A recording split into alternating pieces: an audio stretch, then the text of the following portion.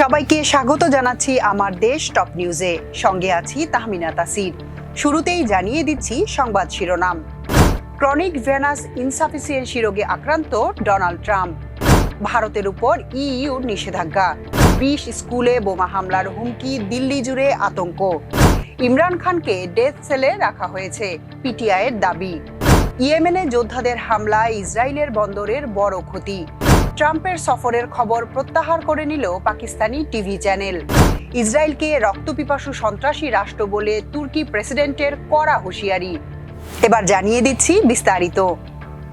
মার্কিন president Donald ট্রাম্পের 2 পা ফুলে যাওয়া এবং হাতের ক্ষত পরীক্ষার পর তার ক্রনিক ভেনাস ইনসাফিসিয়েন্সি নামক এক রোগ ধরা পড়েছে। স্থানীয় সময় বৃহস্পতিবার হোয়াইট হাউসের মুখপাত্র ক্যারোলিন লেভিট ট্রাম্পের ব্যক্তিগত চিকিৎসকের বরাত দিয়ে জানিয়েছেন, এই রোগে ক্ষতিগ্রস্ত শিরাগুলো সঠিকভাবে রক্তকে প্রবাহিত হতে বাধা দেয়। এতে পায়ে ফোলা, ব্যথা, নীলচে শিরা, চুলকানি বা ত্বকে পরিবর্তন দেখা দিতে পারে। তিনি জানান, 70 বছরের বেশি বয়সী ব্যক্তিদের মধ্যে এই রোগে আক্রান্ত হওয়ার হার তুলনামূলক বেশি। রক্তনালীর রোগের মতো গুরুতর কোনো সমস্যার প্রমাণ পাওয়া যায়নি বলেও জানান তিনি। লেভিট বলেন, প্রেসিডেন্ট ট্রাম্পের সকল পরীক্ষার ফলাফল স্বাভাবিক সীমার মধ্যে রয়েছে। হৃদরোগ বা কিডনির কোনো সমস্যা নেই তার। তিনি আরও জানান, 79 বছর বয়সী ট্রাম্প সম্প্রতি 2 পায়ের নিচের অংশে হালকা ফোলার উপসর্গ অনুভব করছিলেন, যার প্রেক্ষিতে তার একটি পূর্ণাঙ্গ শারীরিক পরীক্ষা করা হয়, যার মধ্যে ছিল রক্তনালীর পরীক্ষা বা ডপলার আল্ট্রাসাউন্ড। রাশিয়া ইউক্রেন যুদ্ধের জেরে ভারতের দ্বিতীয় বৃহত্তম জ্বালানি তেল শোধনাগার প্রতিষ্ঠান ভেদিনার অয়েল রিফাইনারির উপর নিষেধাজ্ঞা জারি করেছে ইউরোপীয় রাষ্ট্রগুলোর জোট ইউরোপীয় ইউনিয়ন।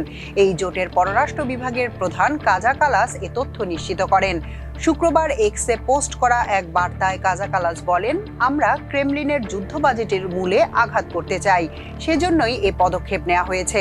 রাশিয়া ইউক্রেন যুদ্ধ ইস্যুতে আমাদের অবস্থান দৃঢ়। ভেদিনার অয়েল রিফাইনারি ভারতের পশ্চিমাঞ্চলীয় রাজ্য গুজরাটের ভেদিনার নগরে অবস্থিত। 1996 সালে ভারতীয় কোম্পানি নায়ারা এনার্জি লিমিটেড এবং রাশিয়ার রাষ্ট্রায়ত্ত কোম্পানি রোসনেফটের যৌথ উদ্যোগে প্রতিষ্ঠা করা হয় এই তেল শোধনাগার। এই শোধনাগারের 49.13% শেয়ারের মালিক রোসনেফট। ভেদিনার অয়েল রিফাইনারির পাশাপাশি রাশিয়া ভারত তেল বাণিজ্যের পতাকা নিবন্ধন বা ফ্ল্যাগ রেজিস্ট্রির উপরও নিষেধাজ্ঞা জারি করেছে ইইউ। এই নিষেধাজ্ঞা জারির ফলে এখন থেকে ভারতীয় পতাকাবাহী কোনো জাহাজ আর রাশিয়ার তেল বহন করতে পারবে না।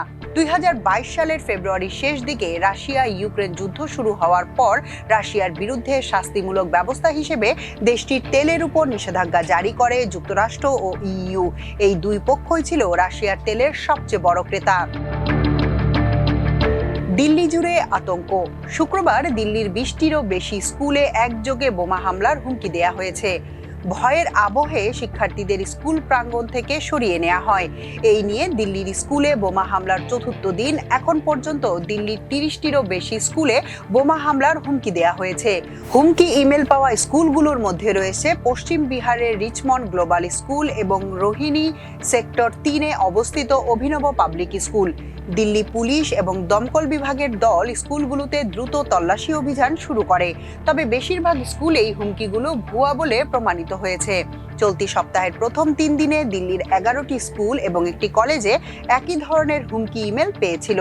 বারবার এ ধরনের হুমকি মেল ইস্যুতে দিল্লির সাবেক মুখ্যমন্ত্রী তথা শিক্ষা বিভাগের প্রধান আপ নেতা আতিশি বিজেপি সরকারকে নিশানা করেছে।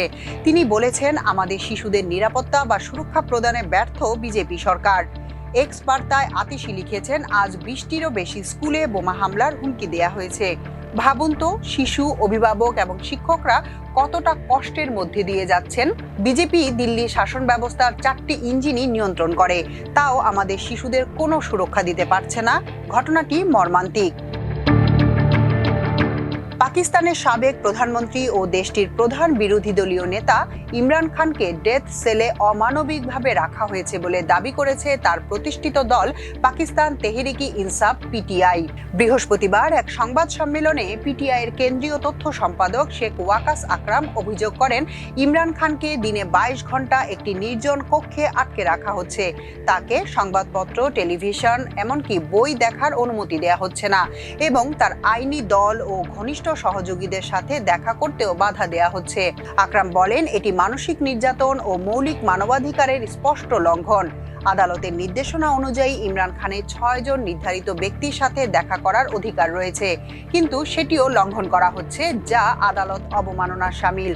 তিনি আরও অভিযোগ করে বলেন, ইমরান খানের স্ত্রী বুশরা বিবিকেও পরিবারের সদস্যদের সাথে দেখা করতে দেয়া হচ্ছে না।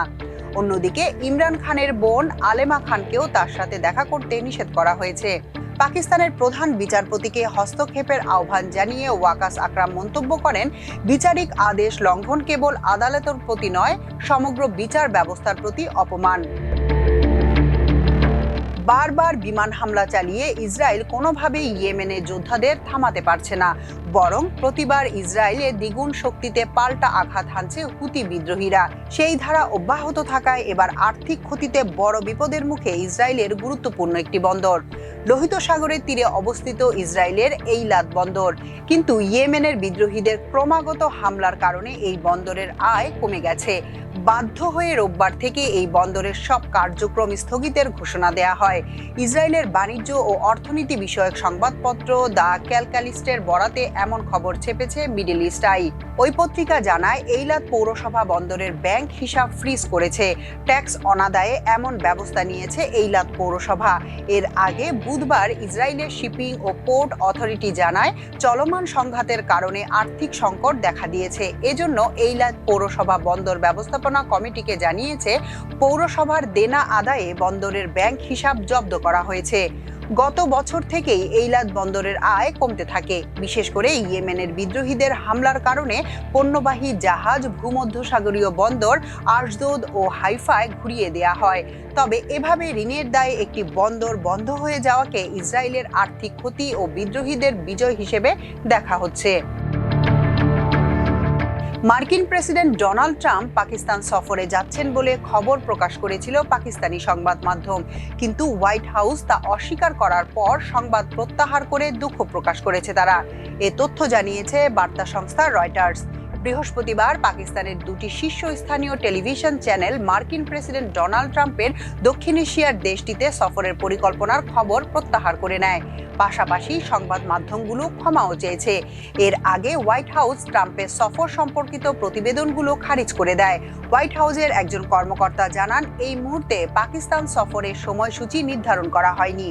বৃহস্পতিবার জিও এবং AIY নিউজ চ্যানেল জানিয়েছিল, সেপ্টেম্বরে ট্রাম্পের পাকিস্তান সফরের কথা রয়েছে, কিন্তু পরে উভয়ই তাদের প্রতিবেদন প্রত্যাহার করে নেয়।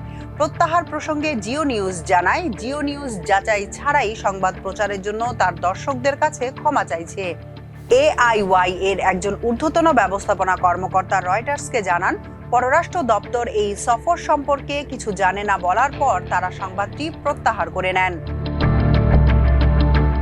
সিরিয়া ভাঙতে দেয়া হবে না বলে মন্তব্য করেছেন তুরস্কের প্রেসিডেন্ট রজব তাইয়েপ এরদোয়ান। তিনি বলেছেন, সিরিয়ার দ্রুজ জনগোষ্ঠীকে অজুহাত বানিয়ে দেশটির সীমান্তবর্তী অঞ্চলে হামলা চালাচ্ছে ইসরায়েল। তিনি হুঁশিয়ারি দিয়ে বলেন, সিরিয়ার বিভাজন কখনোই মেনে নেবে না তুরস্ক। একই সঙ্গে ইসরায়েলকে রক্তপিপাসু সন্ত্রাসী রাষ্ট্র বলেও অভিহিত করেছেন তিনি। বৃহস্পতিবার এক প্রতিবেদনে এই তথ্য জানিয়েছে বার্তা সংস্থা আনাদুলু। তুরস্কের রাজধানী আঙ্কারায় মন্ত্রিসভা বৈঠকের পর এরদোয়ান বলেন, গতকাল যেমন আমরা সিরিয়ার বিভাজন বা টুকরো টুকরো হওয়ার বিরুদ্ধে ছিলাম, আজ এবং আগামীকালও তেমনই থাকব। সিরিয়ার অখণ্ডতা রক্ষায় আমরা দৃঢ় প্রতিজ্ঞ।